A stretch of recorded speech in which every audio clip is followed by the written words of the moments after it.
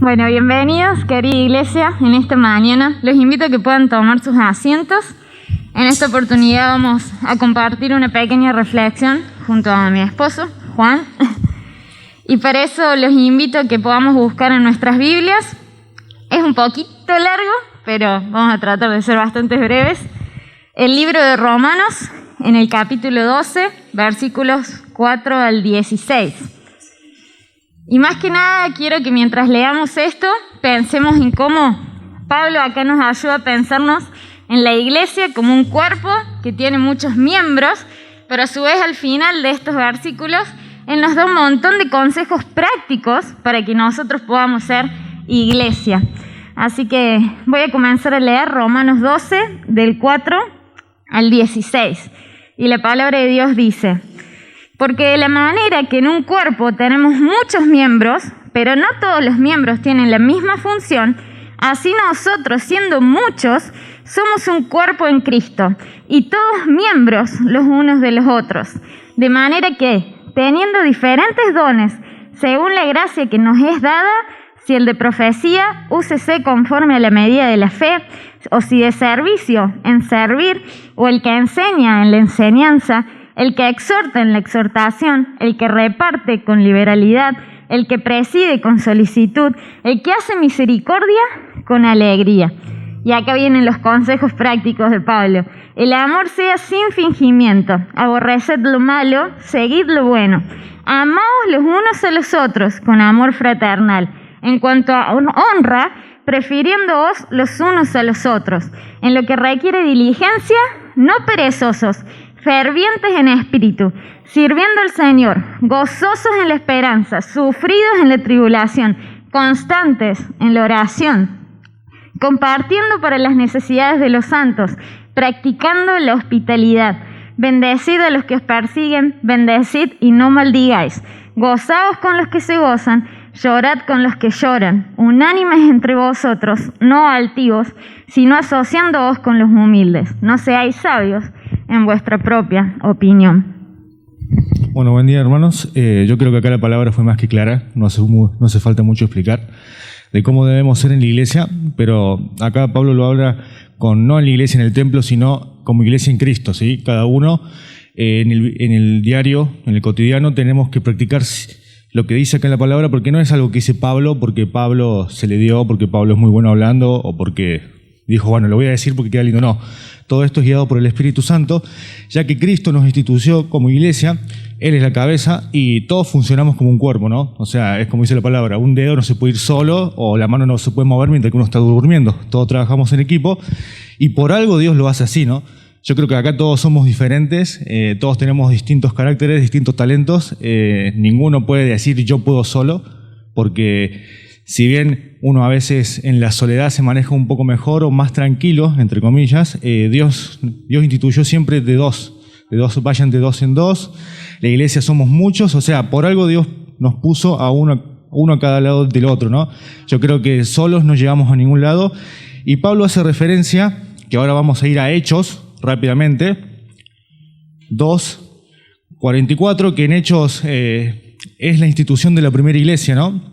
Como después de Cristo vino, cumplió lo más importante que venía a cumplir, que era su sacrificio, y salvarnos de todo mal, de todo pecado. Él instituyó la iglesia como cabeza, y Pedro empezó la primera iglesia en la antigüedad.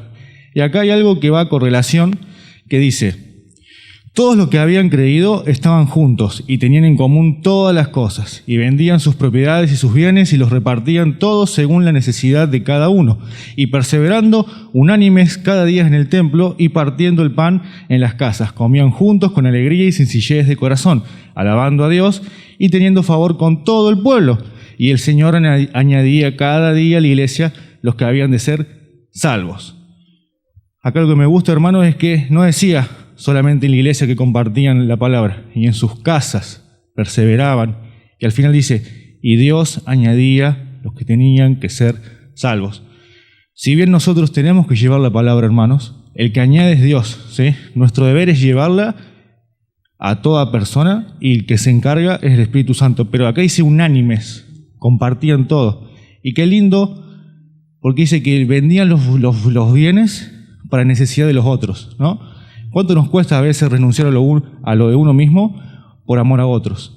Que no sean aún nuestros familiares, ¿no? Que decir, bueno, voy a vender algo porque mi hermano necesita una comida, voy a dar algo porque mi hermano se quedó sin trabajo, el pastor en la pandemia no pudo hacer algo, los chicos no pudieron hacer algo. O sea, es ese sentimiento de pertenencia, no solamente a un templo, sino al cuerpo de Cristo, ¿sí? Es lo que quiere Dios esta mañana. Y cuánto más que lo pensemos hoy, en un día donde conmemoramos y revivimos el sacrificio de Cristo que hizo por nosotros, ¿no? No por uno que es mejor que el otro, sino por todos, por igual, ¿sí? Porque Él nos vio en la cruz y dijo, ellos necesitan mi sacrificio para que se reunieran con mi Padre Dios. Y bueno, y hoy pensemos eso, hermanos. Estamos como iglesia unidos, velamos por el otro, velamos por el hijo del otro, velamos por la madre del otro, nos preocupamos, sabemos cómo está mi hermano de atrás,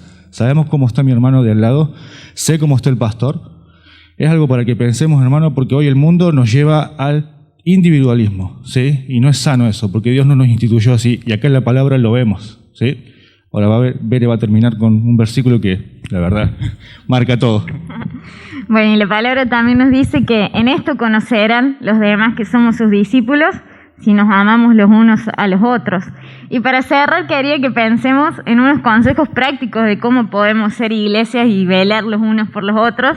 Y quizá Dios los desafíe hoy a decir, wow, eso lo puedo hacer yo, me interesa, ¿no? Y nunca me animé a hacerlo.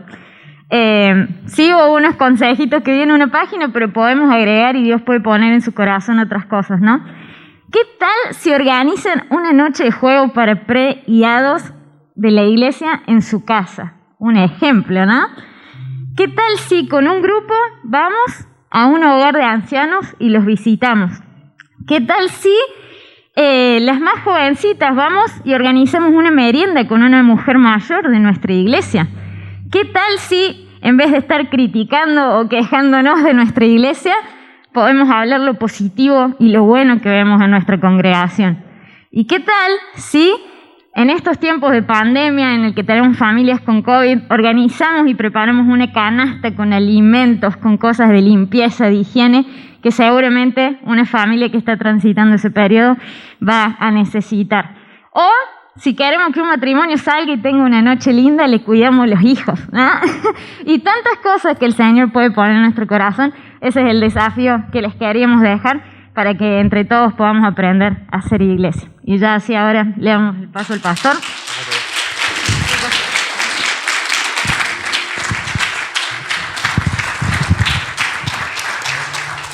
Muy bien, muchísimas gracias a Juan Cardoso y a Berenice Acevedo por compartir la palabra en esta mañana. Gracias a Dios por la vida de ellos, como la de los chicos que llevan adelante la alabanza, que nos permiten elevar juntos adoración y alabanza a nuestro Dios, ¿no? ¿Verdad que nos sentimos bien?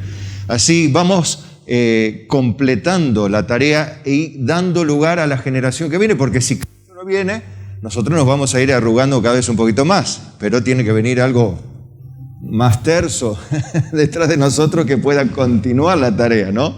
Y bueno, esa es la idea, que los jóvenes tengan un espacio de desarrollo en la práctica o en el ejercicio de la actividad cúltica, más allá de que todos tenemos la responsabilidad de ir y hacer discípulos, predicar el Evangelio y a los que se convierten, enseñarles que guarden todas las cosas que Jesús ha mandado hasta que Él venga. Y Él prometió estar con nosotros en esa tarea, ¿sí?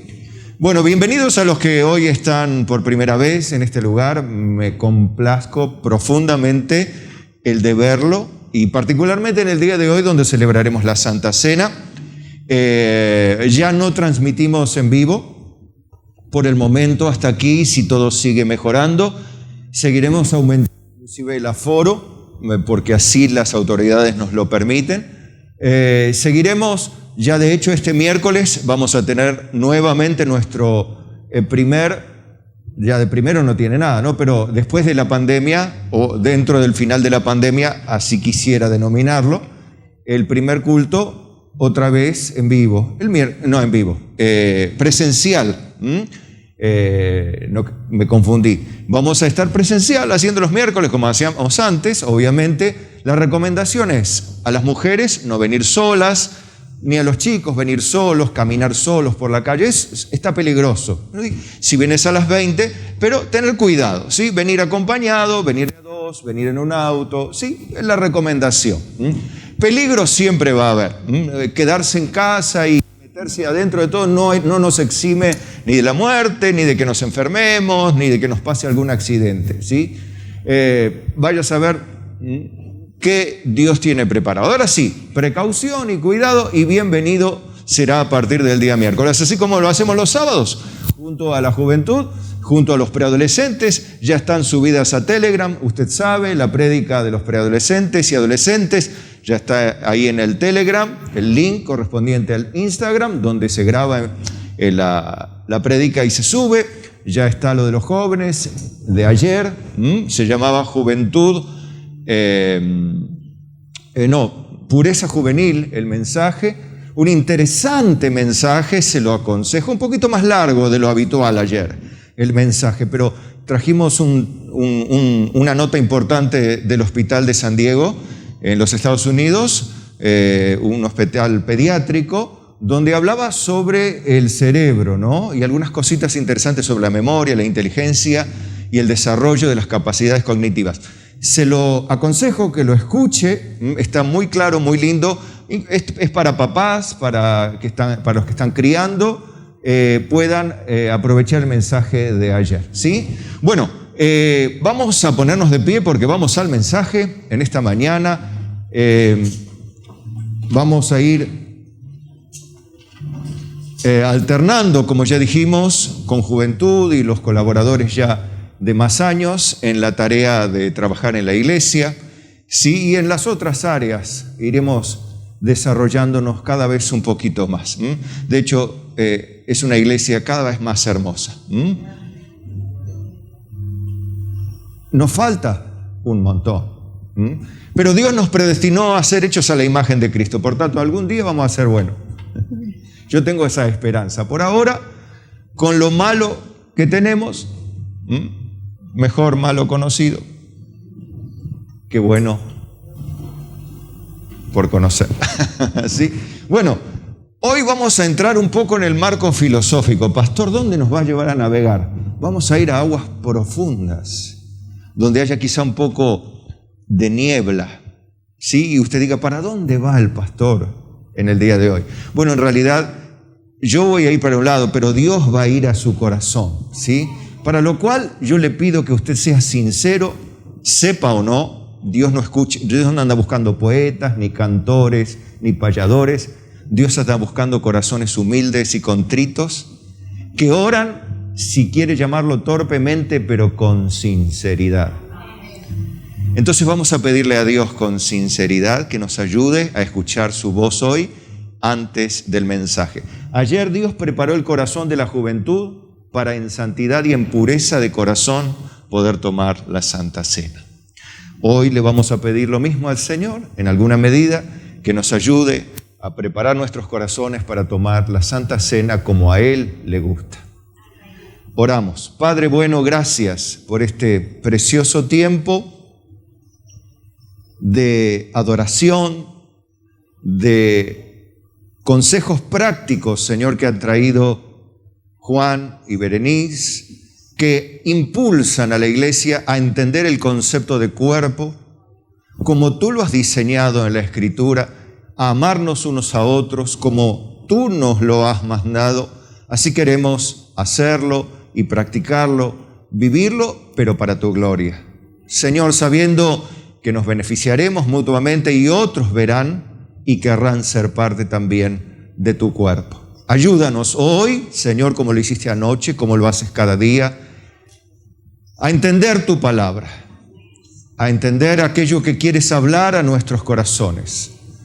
Líbranos, Señor, del maligno, de sus obras, líbranos de nuestros propios prejuicios, Líbranos de aquellas herencias culturales que puedan bloquear la verdad divina impresa en las páginas de la Biblia.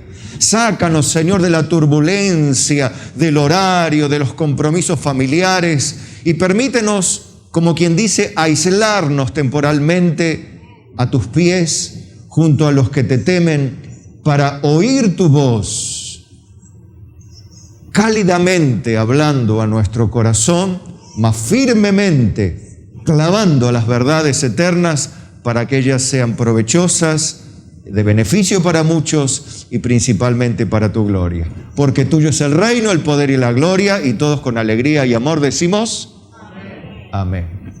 Vamos a 2 de Timoteo, capítulo 3, verso 14. Vamos a hacer un punto de partida muy conocido, pero vamos a detenernos en algunas palabras. Vamos a aprovechar la movida de el seminario, vamos a llamarle así, ¿sí?, de los estudios bíblicos, donde estamos concentrándonos en doctrinas bíblicas concretamente, ¿no?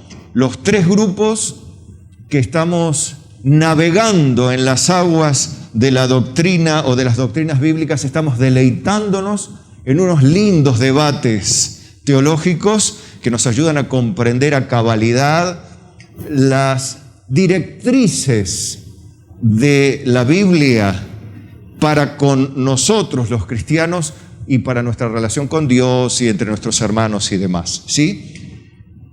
Entonces, le ponemos el título al mensaje de esta mañana y es una pregunta, como le dije, filosófica.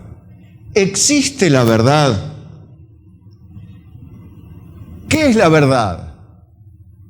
Bien, ¿existe la verdad? Porque se habla mucho sobre esto y vamos a ver y le voy a mostrar que demasiado se habla, ¿no? Pero empecemos por leer la Biblia. Luego, algunos puntos de vista humanos y luego dejemos que el Espíritu Santo nos ayude a discernir a través de la luz que trae el mismo Espíritu, a través de la exposición de las Sagradas Escrituras. ¿Me acompañan? ¿Amén? Amén. 2 de Timoteo 3:14 dice, escribiendo por el Espíritu Pablo a Timoteo, y ahora dele a una aplicación directa. Haga de cuenta que el apóstol Pablo, por el Espíritu Santo, le está hablando a usted. Pero tú persiste en lo que has aprendido y te persuadiste, sabiendo de quién has aprendido y que desde la niñez has sabido las Sagradas Escrituras, las cuales te pueden hacer sabio para la salvación por la fe que es en Cristo Jesús. Toda Escritura es inspirada por Dios y útil para enseñar, para redarguir, para corregir, para instruir en justicia, a fin de que el hombre de Dios, de la inspiración y la seguridad que esta inspiración trae de parte de Dios, ¿no?, a los creyentes que la asumen como verdadera. Quiero que vea la gloria de Cristo en comparación, la gloria visible de Cristo en comparación con la palabra escrita. Mire, 2 de Pedro 1:16. ¿Me va a acompañar allí? 2 de Pedro 1:16. Escribe, ¿no?, el apóstol, y dice, porque no os hemos dado a conocer el poder y la venida de nuestro Señor Jesucristo siguiendo fábulas artificiosas. O sea, no les contamos el Evangelio con cuentos, fábulas. ¿Vieron que a los seres humanos que les gustan? Los cuentos, las fábulas. Por eso las religiones están llenas de gente ávidas de que le cuenten historias. Y no importa si son medio fraudulentas, medio exageradas. ¿Vieron que hasta las personas, los testimonios, fue al cielo, fue al infierno, sacó las almas, vino con 7 almas del infierno, y eso a la gente le encanta? En la Biblia no dice nada de eso, pero la gente cree. Ahora vos traes la Biblia y resiste. No, la letra mata, yo quiero un cuento. Y en realidad pasa al revés, la letra es vida y el cuento es lo que mata. Pero bueno, siempre los seres humanos somos de ir en contramano. Él dice, no vengo siguiendo fábulas artificiosas, sino, dice él, como habiendo visto con nuestros propios ojos su majestad. O sea, que Pedro vio la majestad de Jesucristo. ¿Qué es la majestad? La gloria, la belleza, lo imponente de la imagen de un rey, ¿no? Su majestad el rey. ¿Y cómo lo ve al rey? Vestido con sus ropas reales, ¿verdad? Con su corona, bueno, como están los reyes antiguos, o como los de hoy, ¿no? Los reyes de hoy, ¿vieron? Con todas sus casacas rojas, llenas de medallas, con las franjas cruzadas. Así está el rey, ¿sí? El rey en los países de Europa, generalmente todavía donde hay algunas monarquías que tienen un corte político y un corte más cultural. No importa mucho. Pero generalmente el rey se destaca.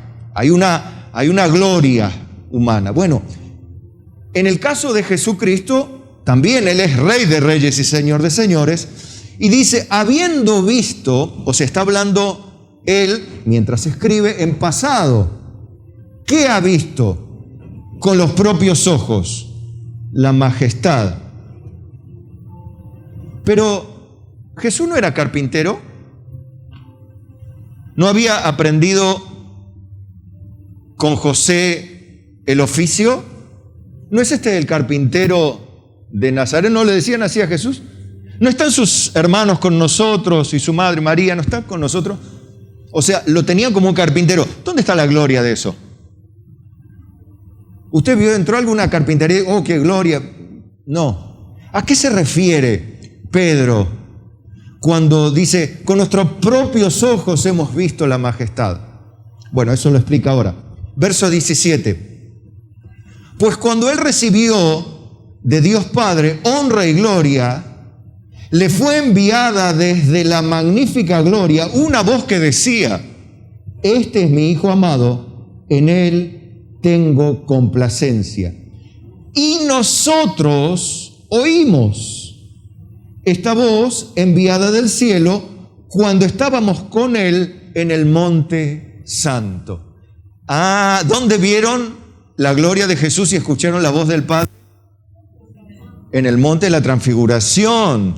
Allí vieron que Jesús se transfiguró, quedaron sus ropas resplandecientes, su rostro resplandeciente, y sintieron la voz del Padre desde el cielo. O sea, vieron la gloria de Jesús y escucharon con sus oídos la voz audible, no una voz interna en el corazón, Dios me guía o Dios me dijo. No, ellos son testigos de haber escuchado tronar la voz de Dios audiblemente y ver con sus propios ojos la majestad de Jesús mientras era todavía el carpintero de Nazaret. Por un instante. Ahí recuerdan que Pedro dijo un par de tonterías, hagamos un par de enramadas. Estaba totalmente anonadado con semejante escena. Imagínese usted que aquel, su líder tan sencillo, el hombre tan sabio, pero de repente se transforma en eso. ¿Usted cómo queda? Sí, ya sabía eso. No, queda pero diciendo tonterías, ¿verdad? También es natural que pase eso. Más allá de las que decimos todos los días, ¿verdad? Bueno, tenemos también, fíjese que después de haber visto esto, dice, tenemos también, o sea, Pedro dice, la palabra profética más segura, diga conmigo, más segura, a la cual, y ahora dice, hacéis bien en estar atentos como a una antorcha que alumbra el lugar oscuro. O sea, él dice, no le presten atención al testimonio que yo les doy de que vi la gloria del Hijo y que escuché la voz del cielo, sino ustedes, dice, tienen algo que yo también tengo, pero ustedes no tienen lo que yo sí tengo. Yo sí vi la gloria, yo sí escuché la voz, ustedes no. Parafraseando un poquito, ¿sí? ¿Me siguen? Entonces, ustedes, como no vieron, y Dios no manda a que apenas creamos a un testigo, y miren que era el apóstol Pedro, y era veraz lo que dice y lo que decía.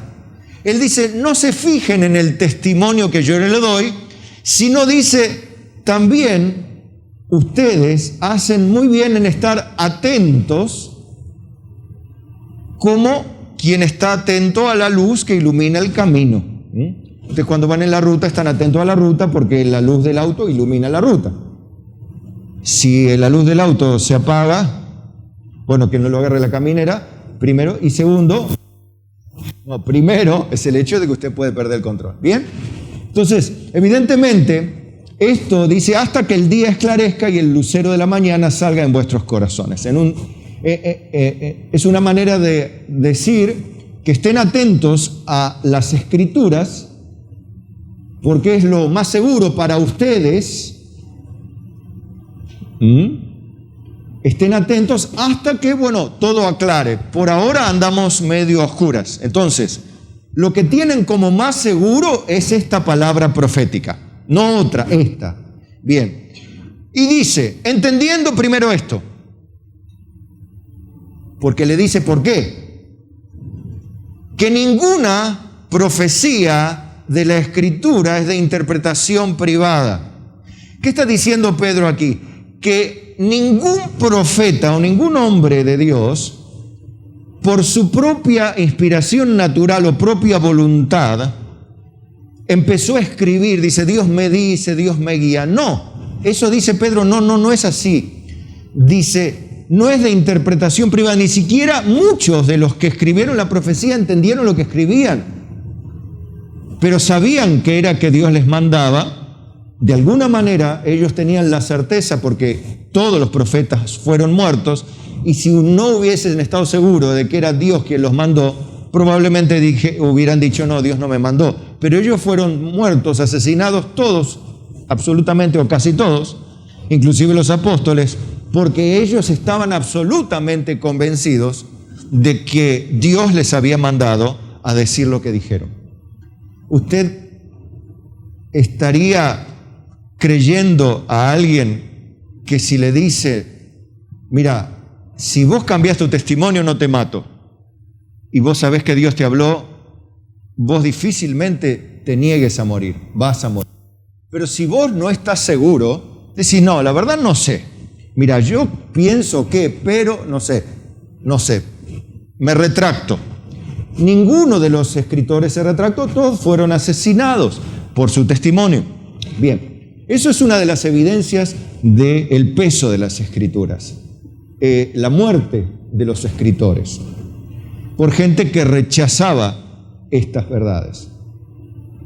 Dice, porque nunca la profecía fue traída por voluntad humana,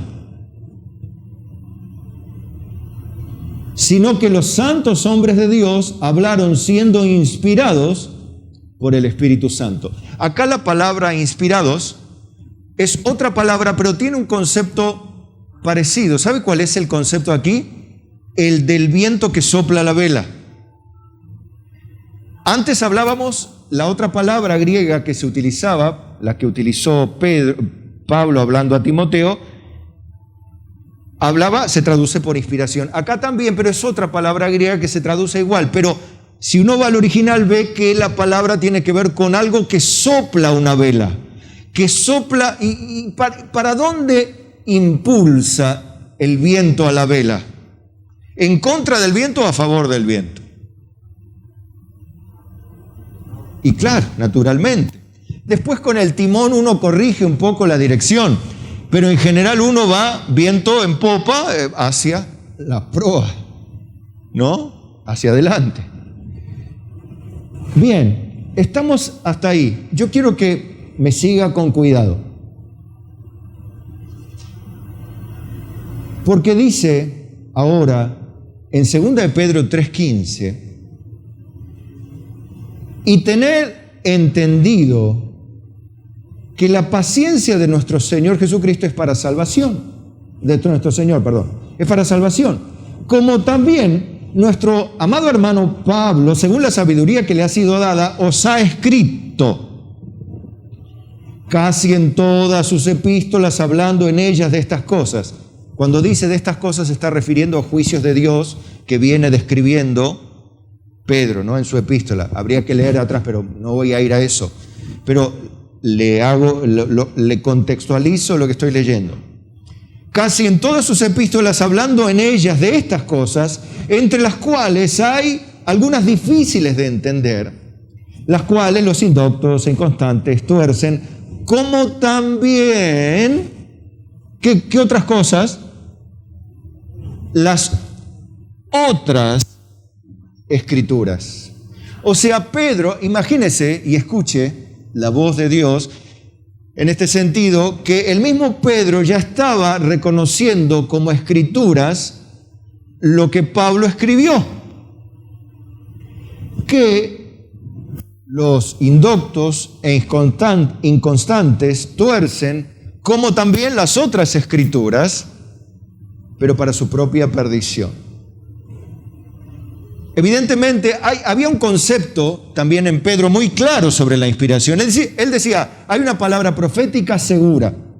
Yo vi a Jesús en su gloria, escuché la voz del cielo, pero ustedes tienen una palabra profética bien segura, a la cual hacen muy bien en estar atentos.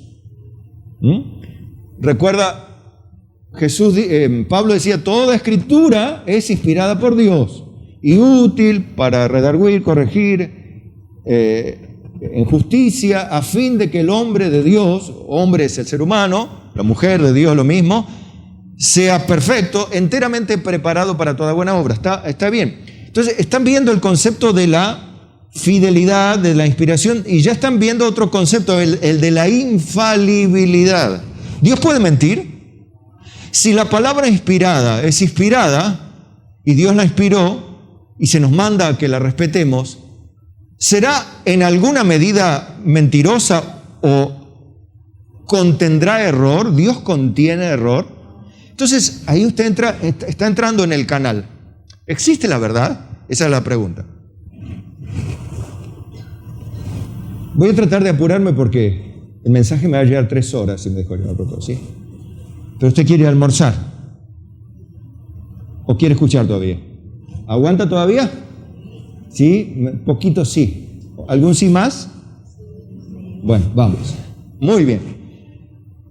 Así que vosotros, oh amados, sabiéndolo de antemano, guardaos. O sea, tengan cuidado.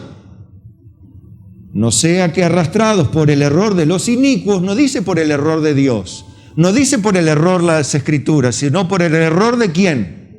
De los inicuos. ¿Quiénes son los inicuos? Los traficantes de drogas, los que hacen trata de personas, los que roban niños. ¿Esos son los inicuos solamente?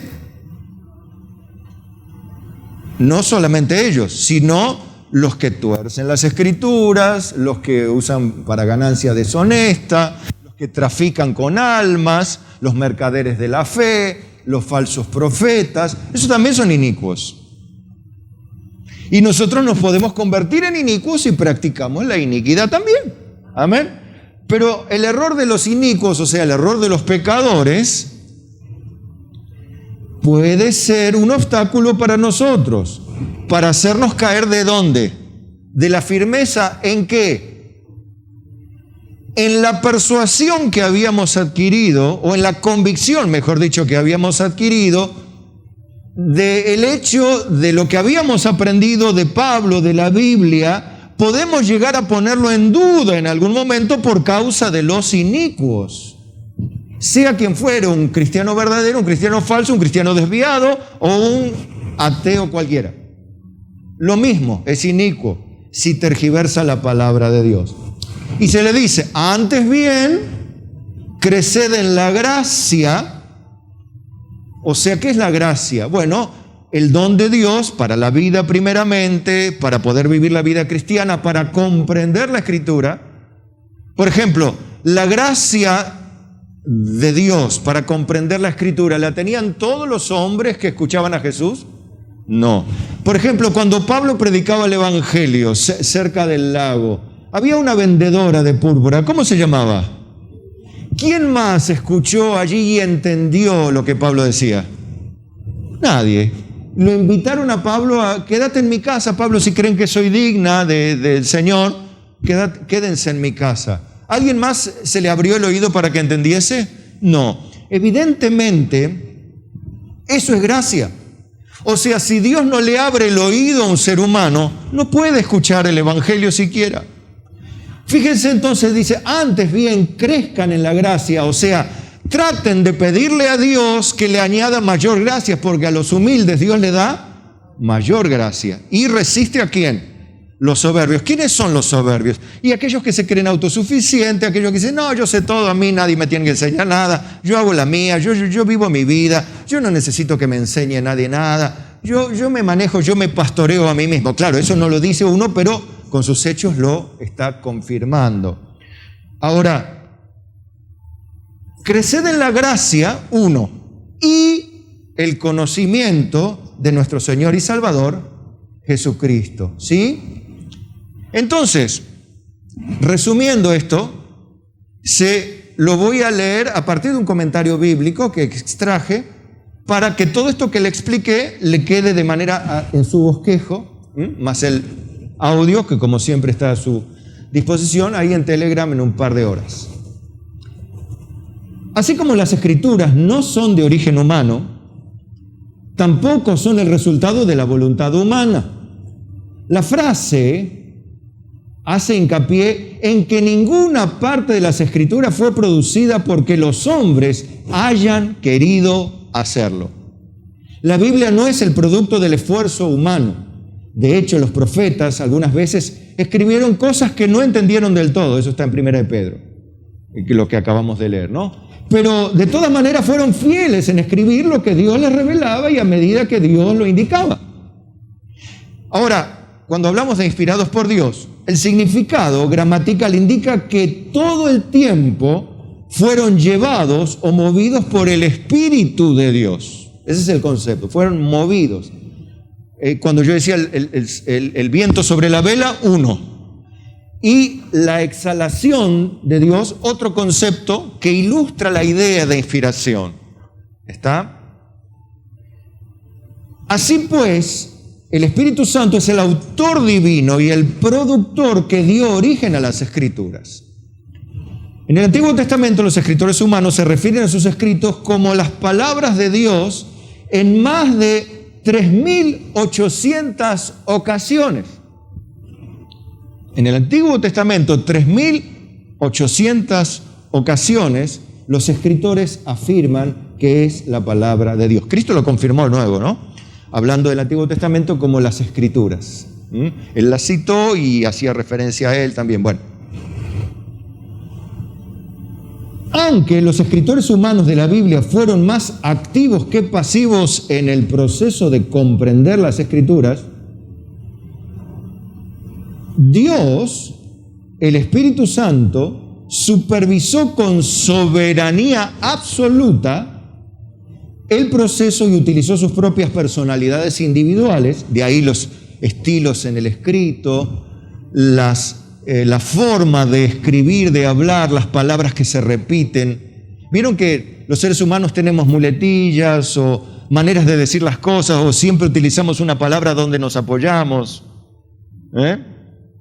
¿Vieron? Bueno, así los escritores también y conservan su estilo. Dios, el Espíritu Santo, supervisó con soberanía absoluta el proceso y utilizó sus propias personalidades individuales, así como la manera de pensar y el vocabulario que esos escritores poseían. De este modo, compusieron y registraron sin error las palabras exactas que Dios quería consignar por escrito. Ese es el concepto de inspiración que quiero que tenga y la seguridad que eso conlleva. Por eso afirmamos que las copias originales de las Escrituras son inspiradas o, acá usa otra palabra, respiradas por Dios, y que son inerrantes porque no contienen un solo error. Aquí Pedro definió el proceso de inspiración mediante el cual se creó un texto original inerrante e infalible. Entonces, el concepto de inerrancia, infalibilidad e inspiración es lo que hoy englobamos en este tema que estamos desarrollando. ¿Qué es la verdad? Bueno, ya vamos teniendo una idea, primero en el concepto de la seguridad que brinda la Escritura, ¿sí? No respondimos a la pregunta todavía, ¿sí? Solamente hicimos un fundamento para ahora poner la respuesta a esa pregunta, ¿está? ¿Por qué? Porque el concepto de inerrancia de las Escrituras, de infalibilidad o de inspiración, es cuestionado también. ¿Por quiénes? Por teólogos denominados liberales, o sea, son gente muy estudiosa, pero que no ha nacido de nuevo y no tiene la capacidad o el don o la gracia de Dios para interpretar correctamente el sentido de las Escrituras. Por lo tanto, ponen en duda un libro, un evangelio, una frase, una porción, el escrito, por ejemplo, las profecías de Daniel, que tienen una exactitud absoluta. Dicen que el libro de Daniel se escribió después que aconteció todo lo que aconteció. Y dicen que no lo escribió Daniel y que fue otro, y así, sigue uno cuestionando. Por supuesto, cuando uno hace un análisis de los cuestionamientos que hacen, no tienen peso. Es como la persona que critica sin razón, critica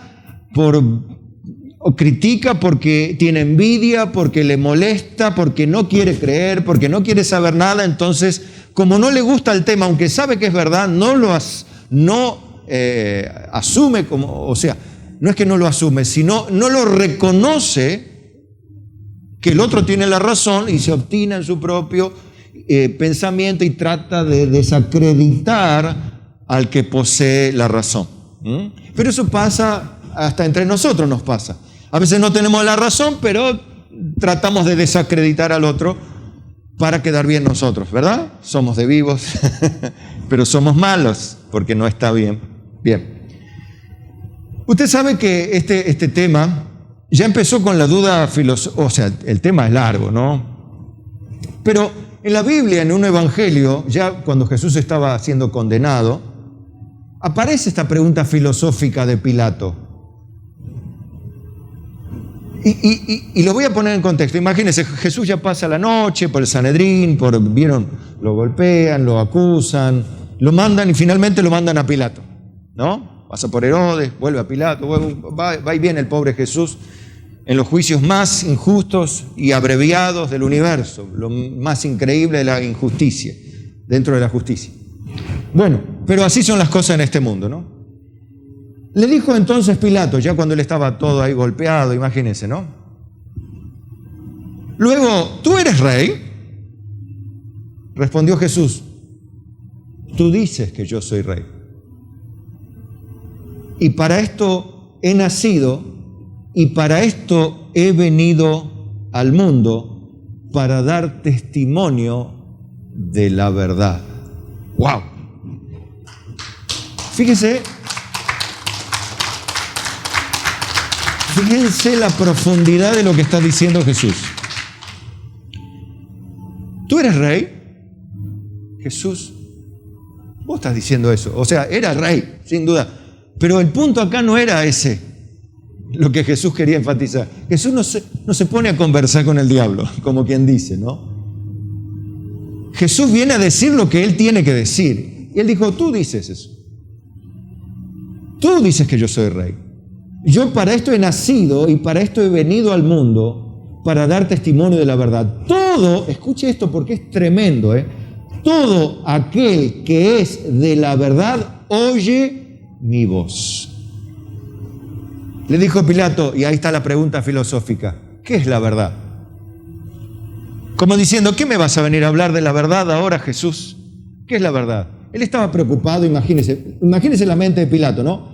Los fariseos lo ponían en jaque contra Roma. Le vamos a decir a César que vos haces un lío acá. Entonces él estaría pensando en lo que le va a hacer el César, lo iban a mandar a matar, y la coerción política de los fariseos, y estaba allí entre la espada y la pared, y encima la señora de él, de Pilato, le dice, no, anoche soñé con este hombre, no tengas nada que ver con este justo. Le dice, no lo condenes. Y el otro, crucifícale.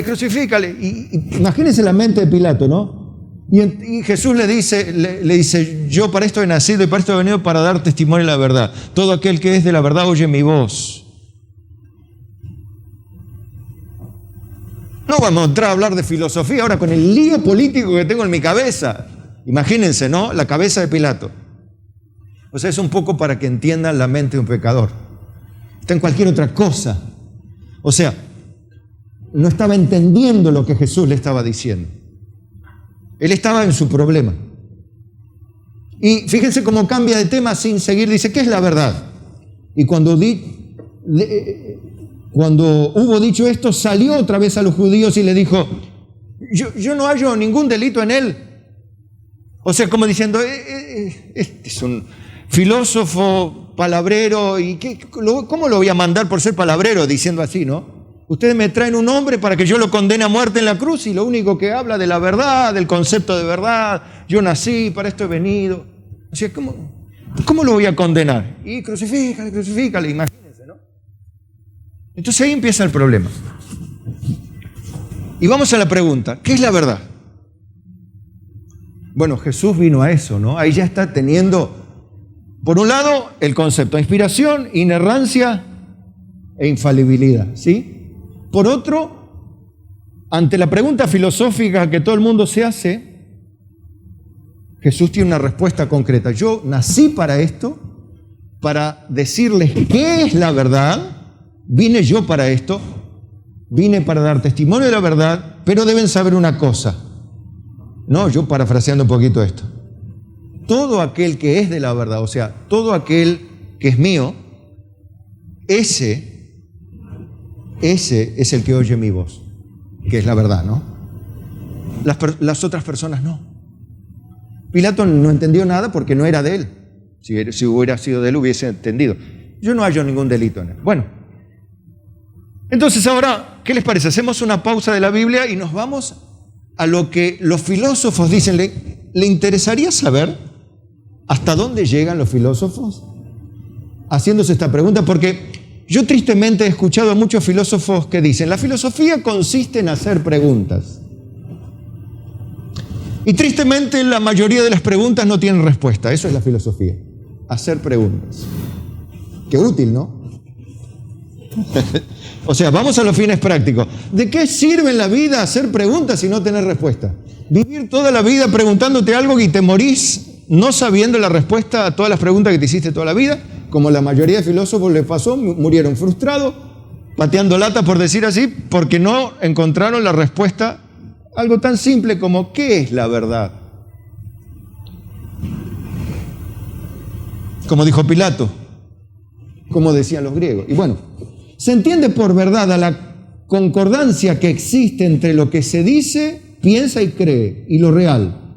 Lo cierto de la que no se puede dudar, lo que no se puede dudar. A simple vista, esta definición parece no acarrear grandes problemas para la vida cotidiana. O sea, lo que se ve, lo que es real, eso es la verdad. Como dijo el general Perón. ¿Qué dijo el general Perón? La única verdad es la realidad, dijo. No sé, los más viejos saben, habiendo escuchado al general Perón hablar esto. Y algunos políticos modernos lo repiten, ¿no? Hoy esto, ¿no? Pero eso en términos políticos, citando esto. Pero en realidad eso nace de la filosofía, como muchos filósofos y muchos políticos se asientan en muchas ideologías filosóficas o muchas ideas filosóficas, como le pasó al mismo Hitler. Tenía sus lecturas bastante complejas, ¿no? Por eso que tenía una cabecita un poco complicada.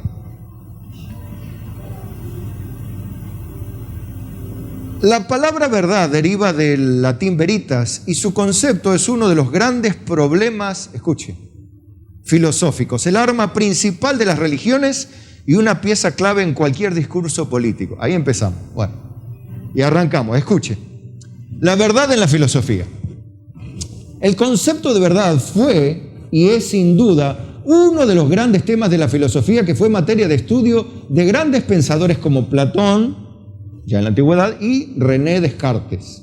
Para Platón el mundo era un reflejo imperfecto de un mundo suprasensible, el mundo de las ideas, en el que la verdad era un ideal a alcanzar junto a la belleza y el bien. No era muy claro, ¿no? Bueno, pues está. Para esto el alma de los individuos, que no pertenece a este mundo, sino a la de las ideas, debía recordar lo que fue en otro momento de su existencia. No entendí nada, pero está bien. Si Platón lo dice. Bueno, en el siglo XVII, el pensador francés René Descartes rompió con la tradición occidental al introducir la duda hiperbólica. Utilizar la duda como método para alcanzar la verdad. La duda, poner en duda toda, y bien grande las dudas, ¿no? Luego de ciertas reflexiones llegó el argumento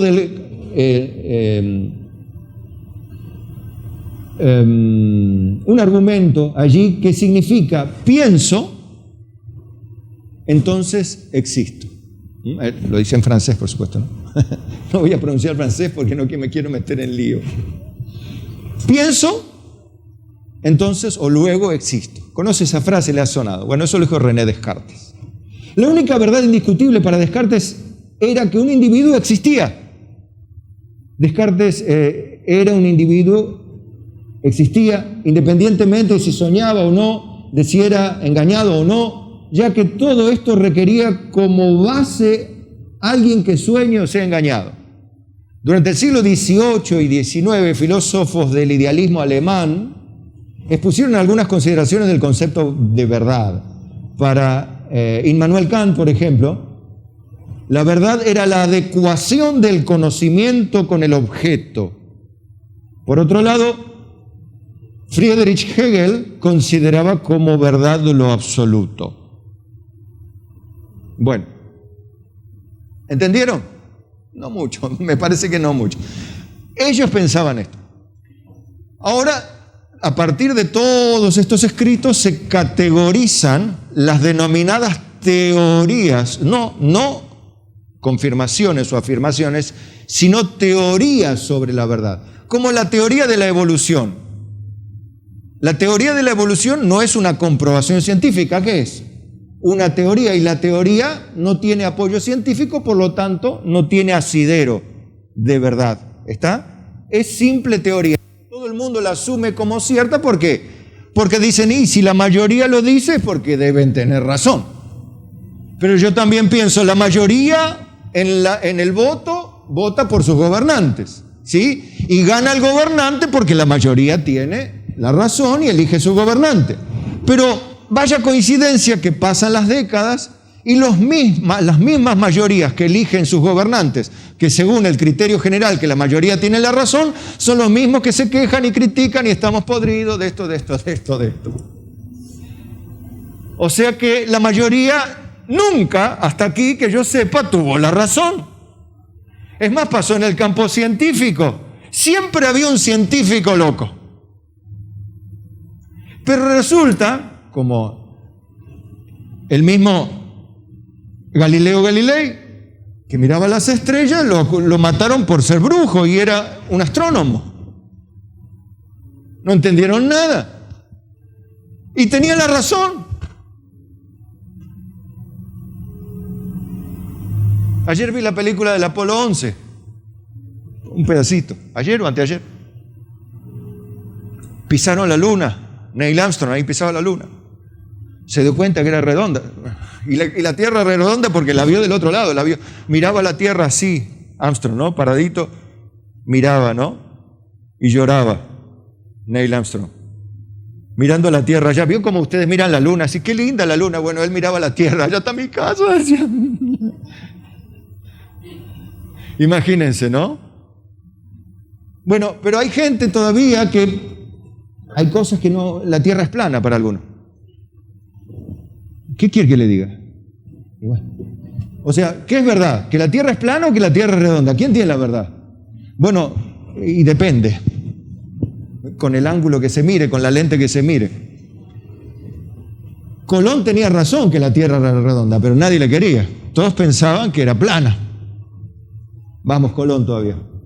Algunos dicen, y si nos hubieran agarrado los ingleses, dicen, hubiese sido mejor. O si no le hubiesen tirado aceite a los ingleses, por ahí estaríamos mejor ahora. Por lo menos estaríamos, no sé, con una bandera con otros colores, pero eso dicen por ahí, ¿no? Porque no les gusta mucho la herencia cultural que, más allá de con todo el respeto del mundo, ¿no? Por supuesto. Pero es lo que dicen algunos. Bueno, vamos a Descartes, a este francés. René Descartes utiliza la duda como método para alcanzar la verdad. O sea, preguntas. Existen ciertas teorías que desarrollan diferentes pensadores a lo largo de la historia que determinan criterios a tener en cuenta para distinguir lo verdadero de lo que no es. Teoría correspondista de la verdad, ¿no? Corriente de pensamiento que se basa en el criterio de la adecuación y sostiene que un postulado es verdadero cuando existe una correspondencia entre lo enunciado y lo real. Esta idea es la verdad que proviene de los griegos. O sea, veo, creo. No veo, no creo. Verdad como evidencia. Corriente de pensamiento que sostiene que un postulado es verdadero cuando se presenta frente al intelecto de una persona clara y evidente. René Descartes fue uno de los principales precursores de esta idea. O sea, yo pienso mucho, entonces yo tengo la verdad. Está buenísimo. Bueno, la teoría coherentista. Teorías son, de la verdad. Corriente de pensamiento que se basa en el criterio de la coherencia y sostiene que un postulado es verdadero cuando no contradice a otro de forma que forma parte del mismo sistema de verdades y creencias. Los pensadores racionalistas fueron defensores de esta teoría. Bueno, todo lo que yo digo es coherente, entonces debe ser verdad. O sea, la célula se hizo bicho, el bicho se hizo mono, el mono se hizo hombre y ahí salí yo. Es coherente, pero no es verdad. ¿Qué quiere que le diga? Bueno, teoría del consenso. Y esta es la más terrible de todas, la que yo le citaba, ¿no? Corriente de pensamiento que se basa en el criterio del consenso y sostiene que un postulado es verdadero cuando es aceptado por todos los miembros de la comunidad. Si todo el mundo dice que es verdad, debe ser verdad. ¿Y a usted qué le parece? ¿La mayoría tiene la razón? Bueno, pero la teoría de don Descartes parece que... Bueno, hay verdad objetiva y subjetiva. Una verdad es considerada objetiva cuando no depende de las experiencias, creencias y observaciones de cada individuo, en particular si uno que existe, independientemente de que se le conozca o acepte, por ejemplo, el conocimiento científico. Una verdad es verdad si la ciencia dice que es verdad. Eso está más o menos aceptable, porque la ciencia es un don de Dios para el hombre. Cuidado con esto, porque yo no creo en los médicos. No, tampoco no es cuestión de no creer en los médicos. O sea, puede usted creer en la buena o mala intención de un médico, pero no en la ciencia médica. O sea, hay buenos y malos médicos, pero usted puede poner en duda la capacidad o la intencionalidad del médico, pero no de la ciencia médica en sí. ¿Verdad? Usted que ha visto doctores, hermano. Ha tenido muchos, buenos doctores, malos doctores, pero la verdad la tiene la ciencia, no el doctor. El doctor sabe ciencia, hace bien las cosas. Si no, hace lío. El problema es que los líos son complicados. Bueno, una verdad es considerada subjetiva. Escuche esto, pues aquí venimos los cristianos. Una verdad es subjetiva cuando basa su fundamento de existencia en el individuo que la formula. Si yo digo que es verdad, es mi verdad, respétenme. El subjetivismo es la corriente que sostiene que todas las verdades son subjetivas, por lo que se basan en la experiencia y forman parte de cada sujeto. Por ejemplo, las opiniones y sensaciones que un individuo experimenta son consideradas verdades subjetivas. Yo siento de Dios, a mí me dijo Dios, a mí me guió Dios. Verdades. Para mí es verdad, a mí me habló Dios. Así pasa, ¿no? Resulta que Dios hace las cosas de una forma y Dios habla y a otro le habla otra cosa. O sea, Dios le habla... La verdad que Dios a veces hace cosas raras. O somos nosotros que tenemos verdades subjetivas. Wow, está bueno esto, ¿no? ¿Quieres saber qué es la verdad? Los veo asustados, me parece. Le dije que íbamos a navegar hoy en aguas con niebla, ¿no? Pero ya viene la luz, no se preocupen, no vamos a ir muy lejos, ¿está bien? Porque algunos los veo con cara asustados. Tranquilos. No los voy a llevar a ningún lado raro. ¿Verdad absoluta o relativa? Y acá terminamos con esto, ¿sí? Con este párrafo. Se considera verdad absoluta toda creencia, experiencia o postulado que es considerado verdadero independientemente del contexto histórico o la cultura que lo analice. Suele atribuirse el rótulo de absoluta a las ideas que refieren a Dios y a la naturaleza humana. ¡Wow! Menos mal, lo incluyeron. Por otro lado, son relativas a aquellas ideas que se consideran verdaderas según el punto de vista del individuo o de una cultura. El relativismo es la doctrina que sostiene que ninguna idea tiene validez universal, sino que varía según el contexto en que esté enmarcada. O sea, si para vos es verdad, para mí la verdad es otra cosa. Es relativo. Y si es relativo lo relativo, o sea, es relativo que lo relativo sea relativo. Entonces, ¿dónde vamos? Y en ningún lado terminamos. Terminamos otra vez, filosóficamente diciendo, ¿qué es la verdad? Y es relativo. ¿Y qué es relativo? Y relativo que sea relativo, porque si todo es relativo, lo relativo también. ¿Dónde vamos a ir a parar? Y nos moriremos preguntando, ¿qué será la verdad? Pero qué bueno que tenemos a un Señor que nos salvó, ¿no? Que cuando le preguntaron, ¿qué es la verdad? Yo para esto he nacido, para esto he venido, para dar testimonio de la verdad. Y el que es de la verdad, escucha mi voz, dijo Jesucristo. Aleluya. Gloria a Dios.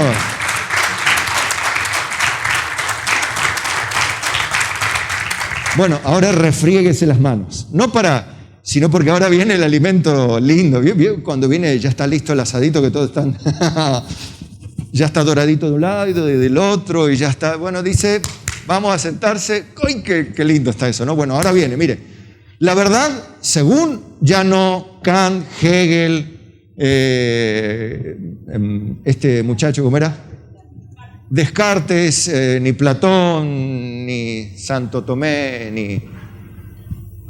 Por más que respeto a todos estos hombres, la verdad es que sus argumentos son muy nebulosos, A mí me hace mucho daño sentirme así tan inseguro que terminemos diciendo, ¿qué es la verdad? ¿Qué es la verdad? Y bueno, puede ser esto, es relativo. Uy, Dios.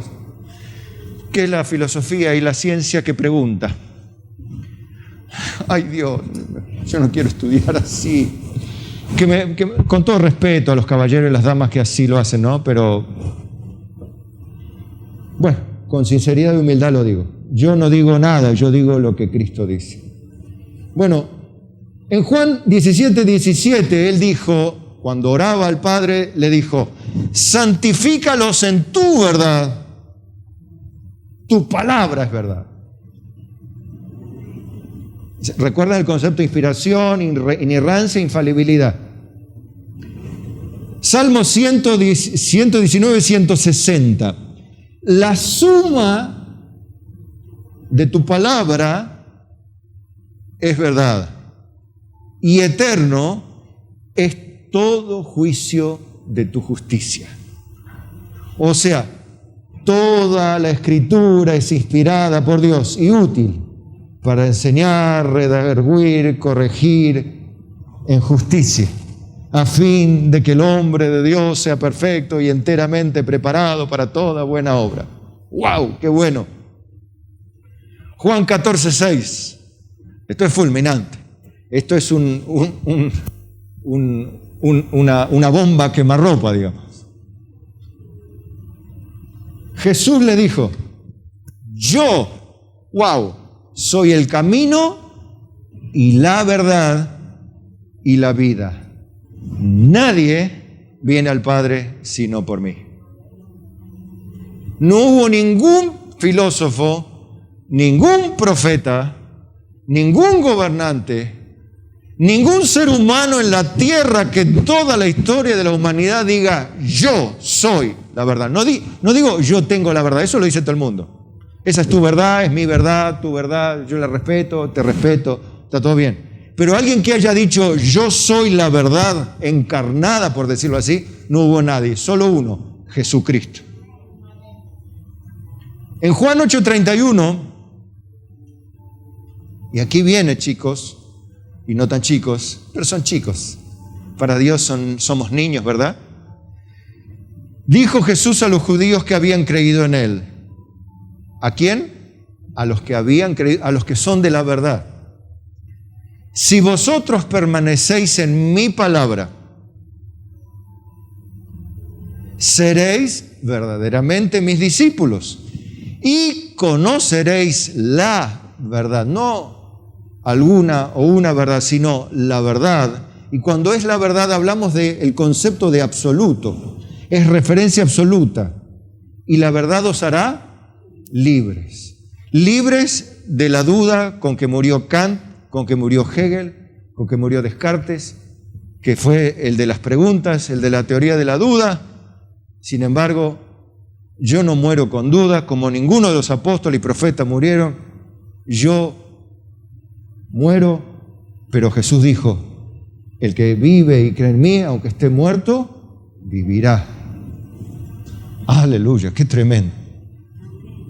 Esta verdad nos hace libres, hermano. Y ya los músicos aquí, porque voy a darle ahora una aplicación práctica breve porque se me hizo largo el mensaje, espero que no se haya aburrido. Vamos a la Santa Cena. Pero, mi amado hermano, si usted duda en algo que la Biblia enseña,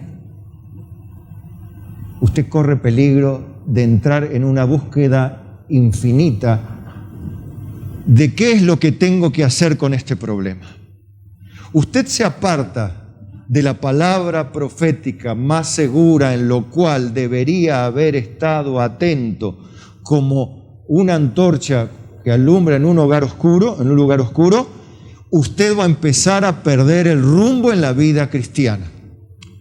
¿Por qué lo digo? Simplemente por un razonamiento práctico. Usted comienza a poner en duda el hecho de que Dios hizo en 6 días la tierra, el universo, pero ¿cómo va a ser en 6 días? Y los dinosaurios y las pirámides. Si Dios dice que la hizo en 6 días, la hizo en 6 días. Si Dios dice que tenés que educar a tu hijo de una forma, lo tenés que educar a tu hijo de una forma. Si Dios dice que te tenés que poner de acuerdo con tu hermano, tenés que tratar de hacerlo. Si hay que pedir perdón, hay que pedir perdón. Hermanos, a tal punto que si la Santa Cena la tomás, un ejemplo, ¿cómo era que se toma la Santa Cena? Si era digna o indignamente. Muchos, dice, por una causa están enfermos, unos debilitados y otros duermen. Bueno, pero no están así. Lo mismo que el diablo. No morirás. ¿Qué le dijo a Eva? Con que Dios os ha dicho que no coma del árbol y que van a morir, no morirás. ¿Qué puso en duda? La infalibilidad de las verdades de Dios. Dijo, ciertamente, el día que de él comieres, morirás. Entonces yo le animo, mi amado hermano, que tome muy en serio la Biblia y se aferre a ella con humildad, pero con uñas y dientes. Y si quiere usar esta frase, defiéndase de los argumentos que llegan a su mente. Ayer hablábamos a través del diablo, a través del entorno, a través de lo que dice la gente y a través de mi propia concupiscencia.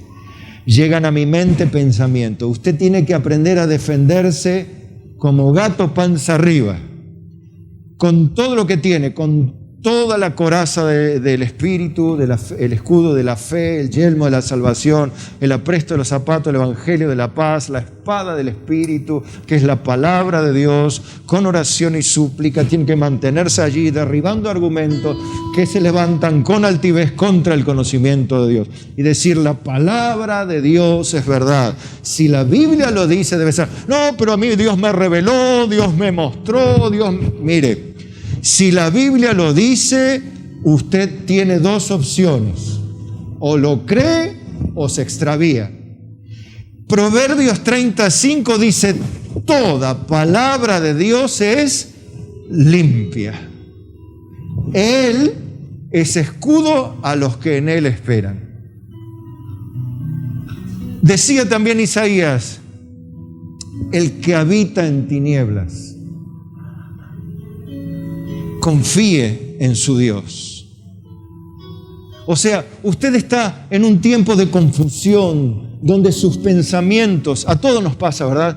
Nos tiran para un lado, para el otro, nos hablan, opina la gente, opina acá, opina allá.